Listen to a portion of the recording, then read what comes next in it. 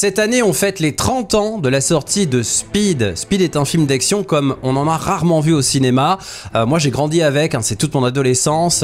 D'ailleurs, je ne connais personne qui n'ait pas aimé Speed. C'est simple, Speed, on l'aime tous, on l'adore et on continue de le défendre 30 ans après. Mais qu'est-ce qu'il a de plus qu'un Die Hard, par exemple? Qu'est-ce qu'il différencie d'autres films d'action sortis dans les années 90 et qu'est-ce qu'il fait que ça reste encore aujourd'hui une référence dans le genre? Cette semaine, je vous raconte l'histoire de Speed.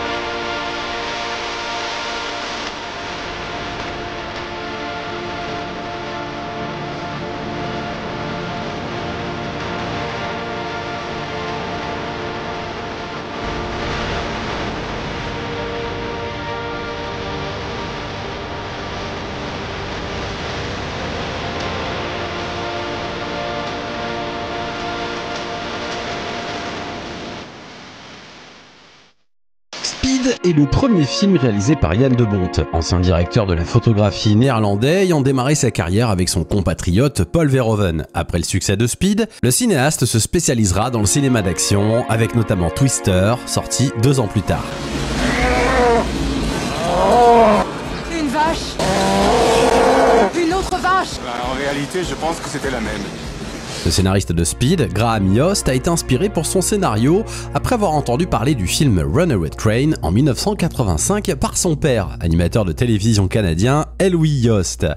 Louis croyait à tort que la situation du train hors de contrôle était causée par une bombe, ce qui a conduit Graham à penser qu'un tel concept fonctionnerait mieux sur un bus. Il a d'abord imaginé une bombe qui exploserait si le bus descendait en dessous de 20 miles par heure, mais un ami lui suggéra d'augmenter la limite de vitesse à 50 miles par heure. La fin du film a elle été inspirée par Silver Streak, sorti en 1976. Initialement intitulé Minimum Speed, Yost l'a renommé Speed pour éviter les connotations négatives associées au mot minimum. Le projet initial de Yost prévoyait que le film se déroulerait entièrement dans un bus, sans aucune séquence d'ascenseur ni de métro. Le bus devait circuler autour du Dodger Stadium et finalement s'écraser contre le panneau Hollywood. Après avoir terminé le script, Yost le présenta à Paramount, qui se montra intéressé et suggéra que John McTiernan soit le réalisateur. Cependant, McTiernan déclina l'offre, estimant que le script était trop similaire à Piège de cristal et recommanda son directeur de la photographie Jan de Bont à la place. De Bont, qui avait travaillé sur Die Hard mais aussi à la poursuite d'Octobre Rouge, accepta finalement de réaliser le film. Michael Bay avait également exprimé son intérêt pour la réalisation, mais il partira finalement sur Bad Boys, son premier long métrage. Paramount a finalement abandonné le projet, pensant que le public ne voudrait pas voir un film se déroulant presque entièrement dans un bus. Yost et de Bont ont ensuite présenté le film à la 20th Century Fox, qui accepta de donner son feu vert au projet, mais demanda des séquences d'action supplémentaires au-delà du bus. De Bont suggéra de commencer le film avec une bombe dans un ascenseur, en s'inspirant de sa propre expérience d'être coincé dans un ascenseur alors qu'il travaillait sur Piège de cristal. Yost a utilisé cette ouverture pour montrer l'intelligence et la perspicacité de l'officier du SWAT de Los Angeles, Jack Traven. De Bont a également suggéré de conclure le film avec une séquence dans le métro afin d'apporter un rebondissement final. Joss Whedon, le futur réalisateur d'Avengers, a été engagé 1 semaine avant le début du tournage pour retravailler les dialogues et améliorer le scénario. Whedon a notamment transformé le personnage de Jack Traven qui était de base plus sérieux. Il supprima les répliques forcées et créa la réplique emblématique Pop Quiz Hotshot, traduite en français par Interro surprise, super flic. Interro surprise, super flic. Whedon a également retravaillé des personnages secondaires comme Alan Rock, incarné par Doug Stevens, qui est passé d'un avocat à un touriste malchanceux.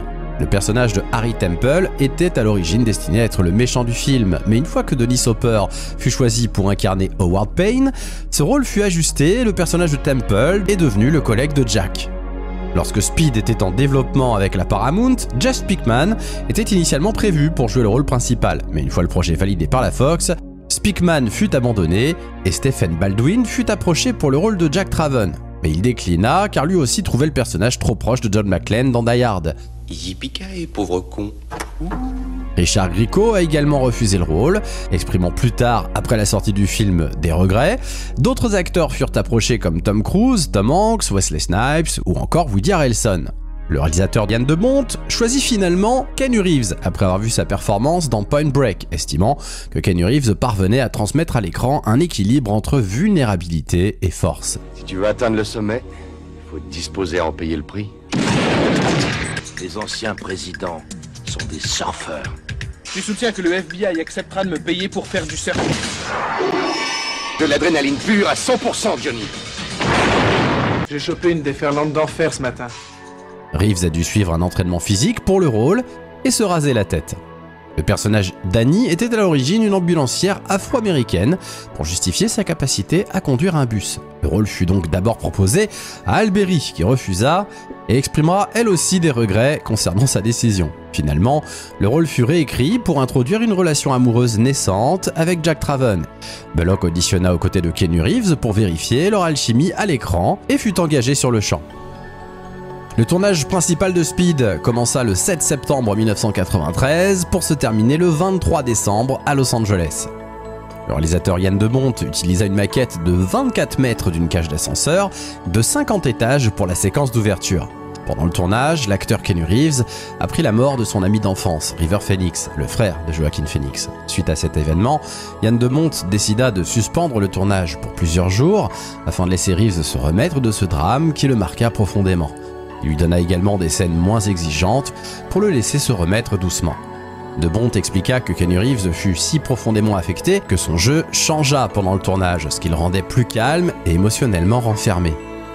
Initialement hésitant à propos des séquences d'action du film, Keanu Reeves ne se considérant pas comme un héros d'action, Yann de Bont vit ça comme un avantage, estimant que cela faisait écho au personnage de Reeves qui était plongé dans une situation extraordinaire. Au fur et à mesure que la production progressait, Keanu Reeves s'impliqua davantage dans ses cascades, répétant même en secret le saut de la Jaguar jusqu'au bus, qu'il réalisa plus tard lui-même, contre l'avis même de Yann de Bont qui voulait utiliser sa doublure cascade. La production a utilisé en tout 12 bus différents pendant le tournage, 2 de ces bus ont été détruits par des explosions, tandis que d'autres ont été adaptés pour des scènes spécifiques, notamment des séquences à grande vitesse, ou encore des prises de vue intérieures et des scènes se situant sous le bus. La scène la plus marquante et la plus emblématique du film est bien sûr celle du saut du bus. Elle fut filmée en une seule prise, à l'aide d'un bus spécialement équipé d'une rampe pour permettre le décollage. De nombreuses scènes d'autoroute ont été tournées sur les autoroutes 105 et 110 de Californie, en particulier à l'échangeur Judge Harry Pregerson, qui était en construction au moment du tournage. De Bont a remarqué des sections inachevées de l'autoroute lors d'un repérage des lieux et suggéra d'ajouter un saut de bus dans le script. La scène où le bus saute au-dessus d'une autoroute inachevée a donc été réalisée à l'aide d'une rampe pour donner au véhicule la portance nécessaire. Puis des effets spéciaux ont ensuite été utilisés pour créer l'apparence d'un trou dans l'autoroute. Le conducteur était suspendu dans un harnais, absorbant les chocs pour éviter les blessures lors de l'atterrissage. L'un des bus utilisés dans le film a d'ailleurs été vendu aux enchères pour 102 000 $ en 2018.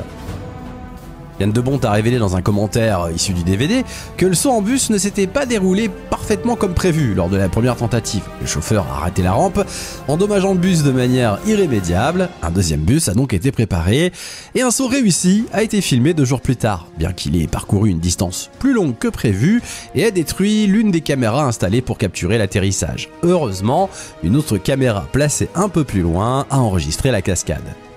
Les scènes finales du film ont été tournées à l'aéroport de Mojave, qui remplace l'aéroport international de Los Angeles. Les prises de vue de la ligne rouge du métro pendant la séquence culminante du film ont été réalisées à l'aide d'un modèle à l'échelle 1/8, à l'exception du saut du train qui a déraillé. Speed est sorti le 10 juin 1994 aux États-Unis et en France le 24 août. Il rapporta 14,5 millions de $ lors de son premier week-end. À l'international, le film a établi des records d'ouverture pour la Fox, restant numéro 1 pendant 8 semaines consécutives en Australie et 10 semaines au Japon. Au total, Speed rapporta 350,5 millions de dollars. Ce chiffre a largement dépassé son budget de production, estimé entre 30 et 37 millions de dollars. Le film est resté le film le plus rentable de Sandra Bullock, jusqu'à ce que Gravity le dépasse en 2013. Les critiques ont salué les performances de Keanu Reeves, Dennis Hopper et Sandra Bullock, et le film fut qualifié de thriller popcorn incroyable, tendu et énergique, avec des performances exceptionnelles. Keanu Reeves est devenu, grâce à Speed, un héros d'action crédible et une immense star internationale, et Dennis Hopper, un méchant emblématique. Speed révéla également Sandra Bullock au grand public. La comédienne avait déjà quelques films à son actif, dont Demolition Man, mais c'est bien son rôle de conductrice improvisée du bus piégé qui lança sa carrière. Le film a également été salué par le réalisateur Quentin Tarantino, le qualifiant comme l'un des 20 meilleurs films qu'il ait vus entre 1992 et 2009. Au casting, Keanu Reeves incarne l'officier Jack Traven, Dennis Hopper, Howard Payne, Sandra Bullock incarne Annie Porter, Joe Morton, vu quelques années plus tôt dans Terminator 2, incarne le lieutenant Herb McMahon, surnommé Mac, et Jeff Daniels incarne le rôle du détective Harry Temple, le collègue de Jack. L'intrigue se concentre sur un bus manipulé par un terroriste incarné par Dennis Hopper, qui explosera si sa vitesse descend en dessous de 80 km/h. Keanu Reeves joue un officier de la police de Los Angeles, chargé d'empêcher la catastrophe, tandis que Sandra Bullock incarne une passagère qui se retrouve impliquée malgré elle dans l'histoire. Speed s'ouvre sur son générique iconique dans l'ascenseur avec le thème de Mark Mancina, très typique des années 90. Howard Payne, le psychopathe, incarné par Dennis Hopper, montre son laissez-passer. J'ai rien contre vous. Circuler, y a rien à voir, et fait exploser l'ascenseur avec du monde à l'intérieur bien sûr. Harry Temple, expert en explosifs, et Jack Traven, jeune officier du SWAT qui mâche son chewing-gum, ce qui lui donne un air plutôt cool, font leur arrivée pour secourir les personnes coincées dans l'ascenseur. Ils décident à l'aide d'une grue d'attacher la cabine pour éviter qu'elle ne tombe. Mais Payne s'en rend compte et fait tout sauter.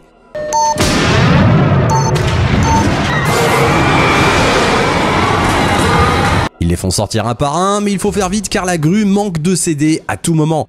Et c'était moins une. Jack est perspicace et se rend compte que le méchant est toujours dans l'immeuble. Armé d'un fusil à pompe, il fait tomber Harry et manque d'empaler Jack. Mais le méchant parvient à s'échapper. Après avoir fêté leurs exploits, au petit matin, Harry est témoin de l'explosion d'un bus avec son chauffeur à l'intérieur. Howard Payne lui passe un coup de fil dans une cabine téléphonique et lui annonce qu'il fera tout pour récupérer son argent et qu'il a piégé un bus. Il pourra secourir les passagers, mais il y a des règles à respecter. Tu dépasses les 50 miles à l'heure, la bombe est amorcée. Repasse sous la barre des 50 miles, la bombe explose. On ne fait descendre personne. Et je veux mon pognon ce matin avant 11h. Une course contre la montre s'engage alors. Annie, incarnée par Sandra Bullock, manque de peu son bus et Jack se lance à sa poursuite. Mais le manque de peu. Le chauffeur ne doit surtout pas rouler au-dessus de 50 miles à l'heure, ce qui correspond à 80 km/h, où il activera la bombe sans le savoir. Ce qui finit par arriver. Jack parvient à monter finalement dans le bus, qui continue bien sûr de rouler, mais un petit délinquant pense qu'il est venu pour le chercher, tirant une balle perdue qui finit par blesser le chauffeur. Annie prend donc le relais et Jack leur explique la situation. Il y a une bombe dans le bus. Si le bus ralentit, elle explose. Tu dis n'importe quoi. Howard Payne surveille le bus de près grâce aux caméras de télévision. Jack tombe sur une pomme de terre. Putain de merde.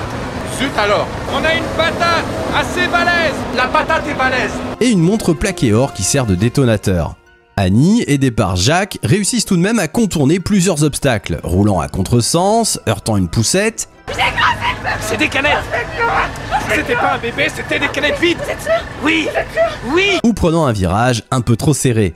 Howard autorise l'évacuation du chauffeur blessé, mais une passagère qui voulait le suivre se fait tuer. Les échanges entre les passagers en plein stress sont très clichés et ça sonne pas toujours très juste. J'ai une femme. Ah ouais. Alors si toi t'as une femme et moi j'en ai pas, j'ai plus qu'à crever, hein. Vient alors ce qu'on appelle le plan bande-annonce du film avec le bus qui va devoir décoller pour éviter la portion de route qui manque. Jack se dirige alors vers l'aéroport afin de faire tourner le bus sur les pistes sans risque et éviter les hélicoptères de la télé interdits de survol. Il tente de désamorcer la bombe, aidé par Harry au téléphone, qui a enfin découvert son identité, c'est un ancien policier. Jack manque de se faire écraser, mais finit par remonter dans le bus, aidé par les passagers. Le groupe d'intervention se rend au domicile de Payne, mais tombe dans un piège. Et bye bye Harry. Jack réalise qu'ils sont surveillés depuis le début grâce à une caméra située à l'intérieur du bus. Le capitaine de la police fait produire une boucle à partir des images et il peut ainsi commencer à faire descendre les passagers du bus sans que Payne ne s'en aperçoive. Et Annie et Jack sortent en faisant de la luge juste avant l'explosion plutôt impressionnante.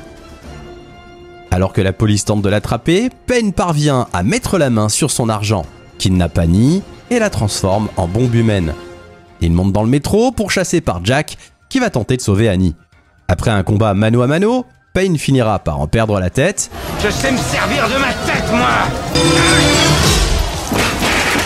Petit con. La voile n'est pas terminée, je répète, la Mac, voile je te n'est reçois. pas terminée! Je vais accélérer. Je vais faire dérailler la rame. Bah décidément, ils savent ni terminer les autoroutes ni les rames de métro à Los Angeles. Dernière scène qui en met plein la vue, Jack fait dérailler la rame, qui finit par atterrir dans la rue.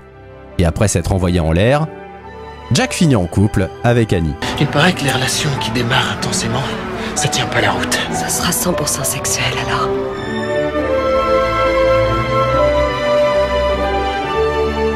Comme d'habitude, je vais vous proposer une analyse détaillée de Speed. On va se retrouver aussi autour d'anecdotes de tournage. Et en attendant, j'aime bien vous retrouver comme ça au milieu des vidéos pour un petit peu mon avis à chaud. Alors n'hésitez pas bien sûr à vous abonner si c'est pas déjà fait et activer la cloche pour ne pas rater les sorties des prochaines vidéos. Speed, c'est tout simplement l'un des meilleurs films d'action que j'ai vu de toute ma vie. Et ce qui le démarque des autres films du genre, c'est bien sûr la relation entre Annie et Jack, incarné par Sandra Bullock et Keanu Reeves. Je trouve ce couple franchement mais mémorable, hyper charmant. On a rarement vu des couples qui fonctionnaient aussi bien à l'écran. Même si le méchant incarné par Dennis Hopper reste un petit peu caricatural, Dennis Hopper il est encore une fois incroyable dans ce rôle. D'ailleurs c'est pas pour rien qu'un an plus tard on lui confiera le rôle du méchant dans le film Waterworld. Ça fonctionnera un petit peu moins bien selon moi. Ça reste en tout cas un très bon psychopathe. C'est son face à face avec Keanu Reeves, les échanges qu'ils ont au téléphone qui est évidemment la bonne idée, l'une des bonnes idées du film. Annie qui conduit le bus comme une vraie pilote alors qu'on vient de lui retirer le permis pour excès de vitesse. Il y a aussi quelques pointes d'humour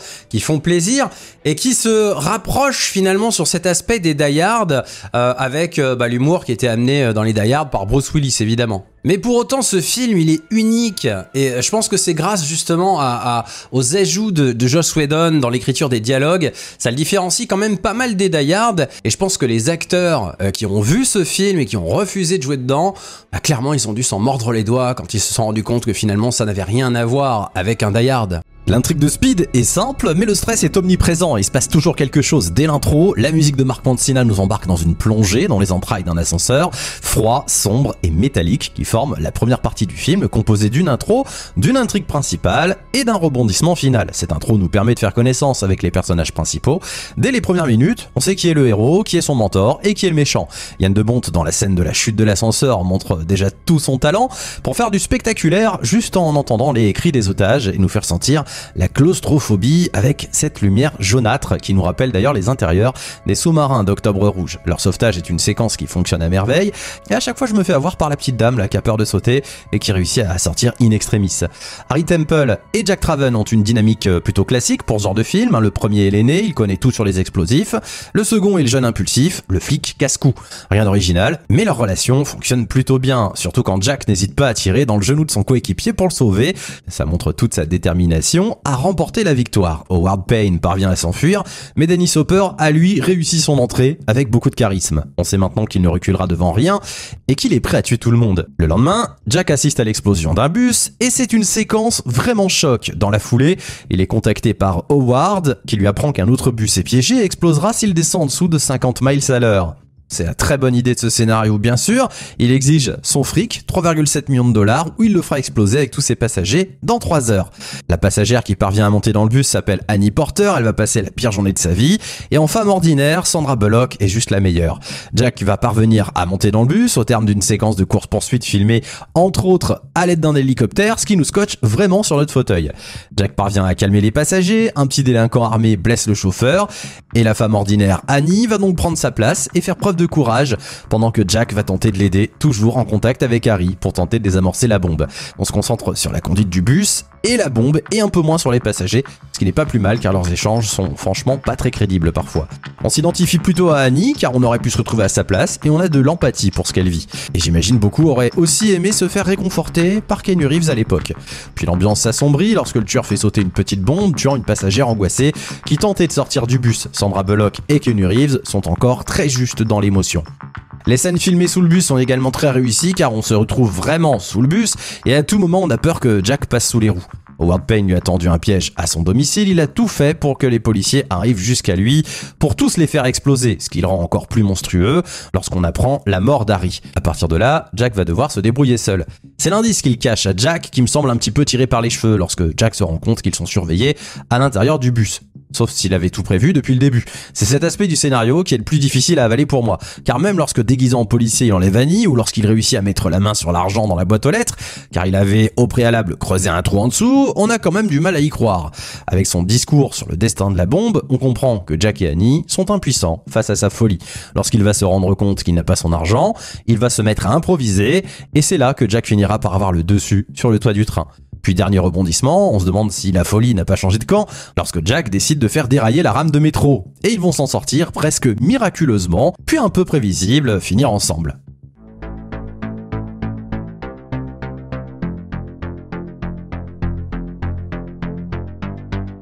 Dans l'épisode de Simpson, The Springfield Files, Speed est cité par Homer Simpson comme l'inspiration de son idée d'utiliser de vieilles images de vidéosurveillance pour lui permettre à lui et ses amis d'aller boire un verre, bien qu'il pense que cela s'appelle le bus qui ne pouvait pas ralentir. Une mission cachée dans Grand Theft Auto, le jeu vidéo, met en scène le joueur devant conduire un bus à grande vitesse, le véhicule explosant s'il ralentit trop. Le nom de la compagnie aérienne propriétaire de l'avion qui explose sur le tarmac de l'aéroport de Los Angeles, Pacific Courier, est un clin d'œil à Piège de cristal, dont Yann de Bont était le directeur de la photo. Pacific Courier est en effet également le nom de la compagnie empruntée par Bruce Willis pour allier New York à Los Angeles dans Piège de cristal. Viens me voir à Los Angeles, on passera Noël en famille, on fera la fête.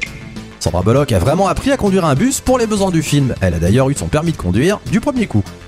Speed a raflé 2 Oscars lors de la cérémonie de 1995 dans les catégories meilleur son et meilleurs effets sonores. Le film était également nommé dans la catégorie meilleur montage. «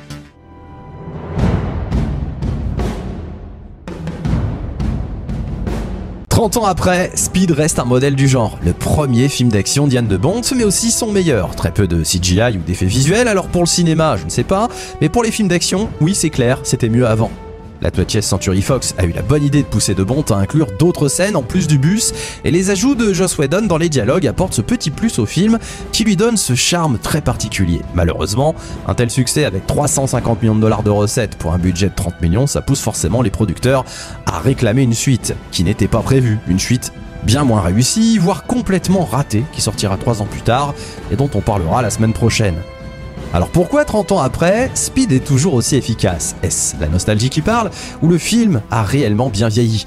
En tout cas, même si on l'a déjà vu 100 fois, ça fonctionne toujours autant et on reste scotché pendant près de 2 heures d'action. Même si en termes de scénario, Speed ne révolutionne rien, il nous tient en haleine et nous laisse aucun répit. Speed, c'est des carambolages de malades, des cascades incroyables et des images folles d'un bus lancé à vive allure dans le trafic routier de Los Angeles. On a droit à de superbes explosions, notamment lorsque le bus s'écrase contre un avion, et là, c'est pas une maquette. Speed, c'est un film culte, une rêve des films d'action, avec un casting mémorable et un Keanu Reeves en grande forme, malgré le drame qu'il traversait à cette époque. Et que dire de la bande originale de Mark Mancina, qui signera plusieurs musiques de films d'action dans les années 90, comme Bad Boys, Twister ou encore Les Ailes de l'Enfer. Elle est excellente, la musique de Mark Mancina sur Speed. Speed, c'est un excellent divertissement où les scènes d'action, magnifiquement exécutées, compensent un scénario plutôt mince tenant sur un ticket de métro. Récemment, Yann de Bont, Keanu Reeves et Sandra Bullock se sont retrouvés à l'occasion des 30 ans du film. C'était il y a à peine quelques jours, à l'heure où je tourne cette vidéo, et à la question « Aura-t-on droit un jour à un Speed 3 ?» Même si Keanu Reeves se voit bien rejouer Jack Traven à nouveau, Sandra Bullock a répondu que c'était peu probable, car déjà ce serait une version gériatrique de leur personnage, et ça décevrait forcément les fans. Et quand on voit ce qu'ils ont fait avec Twisters, la suite de Twister sortie cet été, sans aucune référence au casting original, perso j'ai vraiment pas envie qu'on touche à nouveau à l'un de mes films préférés d'adolescent. Speed fait partie de la longue liste de films qui appartiennent à une autre époque. Un thriller popcorn comme on n'en voit plus au cinéma. un grand classique du cinéma d'action des années 90.